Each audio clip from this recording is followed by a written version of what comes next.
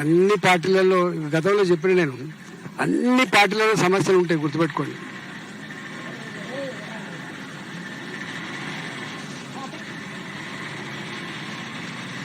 వైరుధ్యాలు లేని కాంపిటీషన్ లేని పార్టీలు ఉండవు. అన్ని పార్టీలలో ఉంటాయి, కొన్ని ఎక్కువ ఉంటాయి, కొన్ని తక్కువ ఉంటాయి. కానీ ఒకటి ఒక చిన్న బాధ అనిపించిన సంఘటన ఒకటి ఉన్నది. ఇది ఇతర పార్టీ నుంచి మారే వాళ్ళు అధికారం కోసమే వస్తారు, ఆధిపత్యం కోసం వస్తారని ఒక పోస్ట్ చూసిన నేను. అది దానింత చిల్లర పోస్ట్ ఇంకోటి ఉండదు. ఒకవేళ వట్లాంటి వాటికి మేము ఉంటే మాకు 2008లో రాజశేఖర్ గారు ఒకసారి పిలిచిండు నన్ను. పిలిచి రాజేంద్రాను మంచిగా గెలిచినావు 2008లో, మంచి పొటెన్షియల్ క్యాండిడేట్వి, నీకు ఏ మంత్రి పదవి కావాలో టిక్కు పెట్టుకో, నీకేం కావాలో టిక్కు పెట్టుకో, నేను ఇస్తానని చెప్పాడు. కానీ ఆనాడు మీకు తెలుసు మేము ఎంత కమిట్మెంట్తో పనిచేస్తాం. మొన్న కూడా ఇప్పుడు ఎమ్మెల్యే ఎన్నికలప్పుడు కూడా 2023 ఎన్నికల ముందు కూడా మీరు మా సహచరులుగా వీళ్ళంతా రాజగోపాల్ రెడ్డి గారు కానీ, తర్వాత వివేక్ గారు, మా జితేందర్ రెడ్డి గారు కానీ, లేకపోతే పొంగులేటి శ్రీనివాసరెడ్డి గారు కానీ, మాకు తుమ్మల నాగేశ్వరరావు గారు కానీ, జూపల్లి కృష్ణారావు అంటూ మన అందరి ఏజెండా, మనందరం కేసీఆర్ బాధితులం కాబట్టి కేసీఆర్ను ఓడగొట్టాలంటే మనం ఒక ప్లాట్ఫామ్ మీద ఉన్నామనుకున్నాం. ఇప్పుడు మీరు ఉన్న ప్లాట్ఫామ్ సరిపోతలేదని మీరు అనుకుంటాను కాబట్టి సరిపోయే ప్లాట్ఫామ్ మీద కొట్లాడతామని చెప్పి కూడా ఇచ్చిండ్రు. అందరి నేను కూడా పోయి ఉండే, వాస్తవంగా నన్ను కూడా రమ్మన్నారు.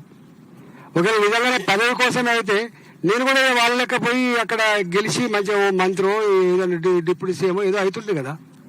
అంటే మేము అట్లా పదవుల కోసం పాకులాడేటువంటి వాళ్ళని కాదనే విషయం అర్థం కావాలి. మాకు కమిట్మెంటు, మాకు లెక్క, మాకు పత్రం ఉంటుంది తప్ప వట్టిగానే ఉండదు. తర్వాత ఇంకోటి అది రాంగ్ కాన్సెప్ట్ ఉంటుంది. ఎక్కడో కాదు టీఆర్ఎస్ పార్టీ పుట్టింది. టీఆర్ఎస్ పార్టీ పుట్టంగానే వాళ్ళకెళ్ళే పుట్టుకొచ్చింది నాయకులంతా కూడా.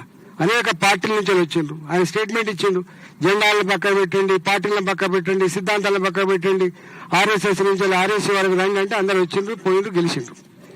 ఇలా మనం చూస్తా ఉన్నాం కాంగ్రెస్ పార్టీలో ఉన్నోళ్ళు ఇలా చక్కన పోతారు, ఇంకో పార్టీలో ఎమ్మెల్యేలు అవుతున్నారు, మంత్రులు అవుతున్నారు. మళ్ళీ ఆ పార్టీ కాగానే ఈ పార్టీకి వచ్చారు. అంటే పార్టీలు కొద్దిమంది అవసరాల కోసం మారుతుండొచ్చు, మంత్రి పదవుల కోసం మారుతుండొచ్చు. కానీ ఇప్పుడు నేనున్నా వాస్తవంగా నేను చేసింది రైట్ అని అనుకోవట్లేదు. నేను నాలాంటి వాడు పార్టీలు మారాలనేటువంటి ఆలోచన ఉండేది కాదు, గుర్తుపెట్టుకోండి. ఉక్కిరిబిక్కి కొంతమంది అన్నారు ఆస్తులు కాపాడుకోవడం పోస్తారు. ఏం ఆస్తులు కాపాడతారు, ఏం కాపాడతారు వాళ్ళు? కేసీఆర్ అంటూ ముఖ్యమంత్రిగా ఉండగా తన శక్తి ఎంత ఉందో అంత దారపోసి ఖర్చు చేసే ప్రయత్నం చేసింది తప్ప ఎవరు ఏ నాయకుని దగ్గర పోయి ఎవరెవరు పోయి నన్ను కాపాడాలని ప్రాధాన్యపడాల్సిన అక్కర్లేదు. చిల్లరమ్మ కామెంట్స్ అన్నాడు, చిల్లర మాటలు మాట్లాడతారు కొంతమంది, కొందరు రకరకాల మాట్లాడు, ఇట్లా అని అట్లా అని. వాడి గురించి ఏం చెప్తా నేను?